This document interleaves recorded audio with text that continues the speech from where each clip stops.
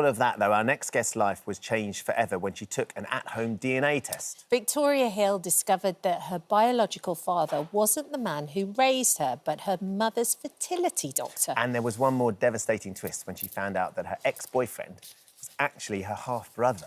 As she shares this shocking story, Victoria is joining us live from her home in Connecticut. Good morning to you, Victoria. Thank you so much for coming on the show. Good morning. I wanted to start off by saying, first of all, you were looking into your DNA background, not because you suspected something, but because you had medical conditions. Yeah, there just had been some health things going on that I just was looking for some clarity on. You know, I was a little curious about, heritage, and I had heard about the commercial DNA testing being able to provide a whole host of information. And so I thought it would be helpful and maybe clue me into some health clues in approaching my doctors with what I had going on. Never in a million years did I think I would find out all that I had. So you never suspected this at all. So what happened the day when you got all the information back?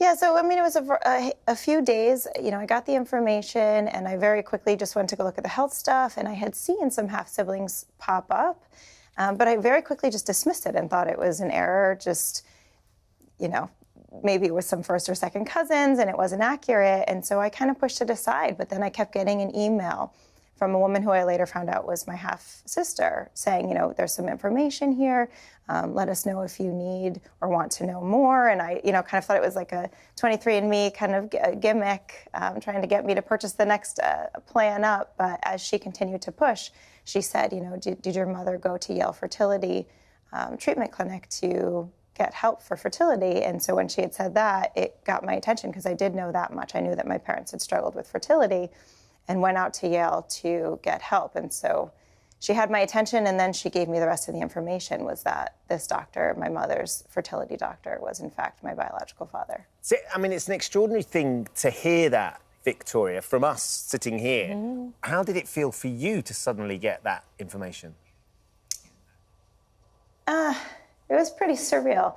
It definitely took a little while to set in. I have to say that growing up, there was a part of me that felt a little different or distant. I mean, we used to have a joke that between my father and I that the only thing that was similar was our hands.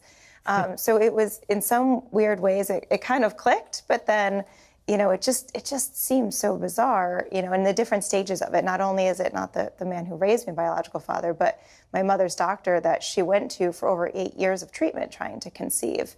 And then kind of bringing her the news and sharing that with her. I mean, she was not aware of this as well. So it was something that we kind of sat through together a bit.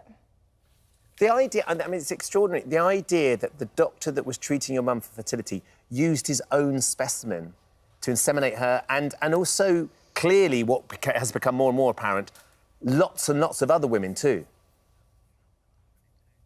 I mean, we know now over 80 doctors that have done this. So it was quite a common practice. Were there no regulations about it, Victoria? No, and there really still are not. And that's why we're fighting so more. And that's why I'm bringing this story out, is to raise the awareness so that we can get some better laws and protections and regulations out there. Your mum's doctor is called Dr. Caldwell. Have you ever spoken to him? I know he passed away quite recently, but did you ever speak to him? Did you ever find him? Did you ever go to his house? Yes, absolutely. So a couple, I would say, days to a week after, I spent a lot of time trying to find information on him, and I figured out that he lived about 45 minutes from me. So I got in my car one day and I drove to his house. And I didn't really have much of a plan, but as I got there, I just felt like my body was going through the motions of just, pull up the driveway, go to the door, knock on the door, and I did. And so his wife let me in, which was very kind. I can only imagine what was going through her mind. And I talked to him, and that's where he very readily admitted that, yes, this is something he did. And he, did it for over probably 20 years. When you asked him how many times, he just kind of shook his head. He had no idea. And when you asked him why, he was in the business of making babies. And there wasn't a lot of remorse. There wasn't a lot of concern. It was just this very matter-of-fact way of answering. So you had no sense of professional compromise or moral compromise over what he had done at all? No, I mean, the impression that I got was just, your mother wanted a baby, she got a baby. Wow. It was just that this was, I believe he might, he was a big part of founding the Yale Fertility Clinic, and so this was his life, and I can only imagine, obviously, you know, the extreme measures that he went through to make this program work, which it creates this like cognitive dissonance, because on one hand, you know, everybody asks, like, aren't you happy to be alive? And your mother wanted a child and she got a child. But on the other hand, I didn't want to be a product of fertility fraud.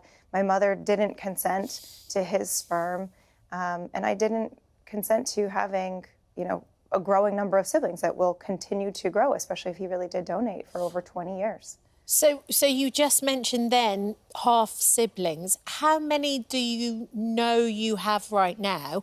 And I think you're in very close proximity to each other. I think 4 you went to high school with.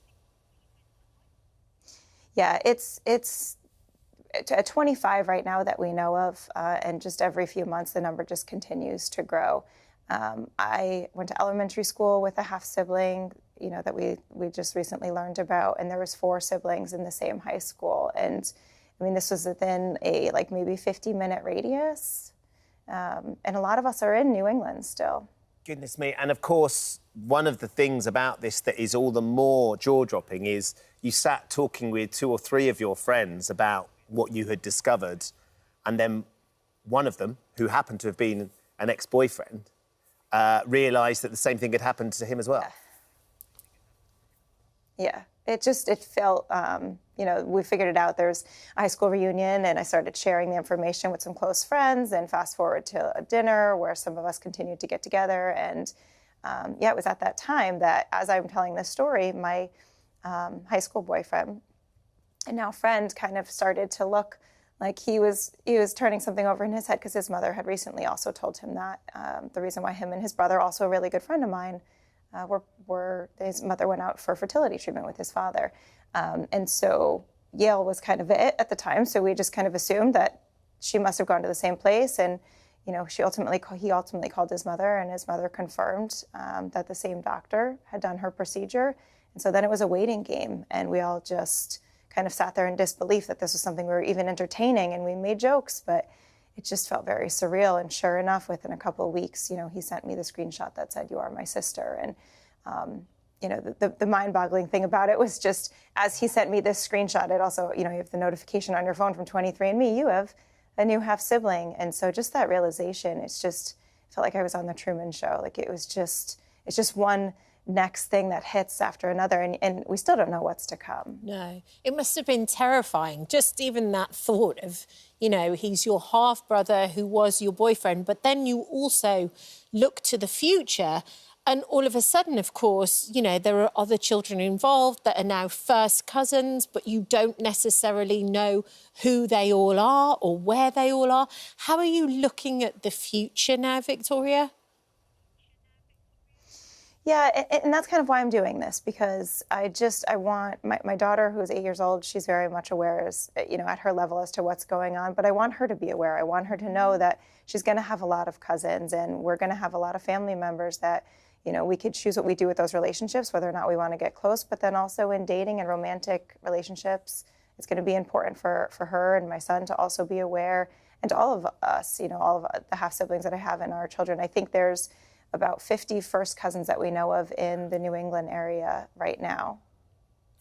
So, as Kat said earlier, Victoria, Dr. Caldwell passed away a few weeks ago. Has he ever faced any legal proceedings? Is Yale Fertility going to face any legal proceedings? Because, of course, there's so many of you that have been affected, and you're trying to get the rules changed, aren't you?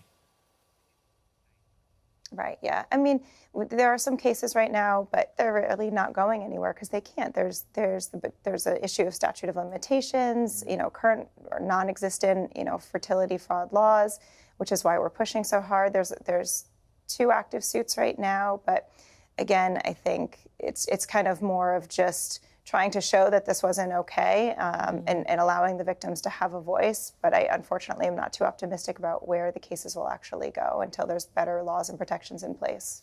We did reach out to Yale Fertility, but we haven't heard back from them. It's an extraordinary story, Victoria. You're very brave sharing it as well, but the importance of it is clear. So thank you so much for joining us this morning. Thank you so much for taking time to hear this and help me raise awareness. Thank you, Victoria. Just a remarkable, remarkable story. And no limits on the donations or the amount of children that people have. And a seeming disregard. Yes. For any concern as to what he had done and how area. he'd done it. Oh, hello. Thank you for visiting our This Morning YouTube channel. We upload tons of new content every single day. So hit the subscribe button, like all the videos, and don't miss out. We'll see you in the morning.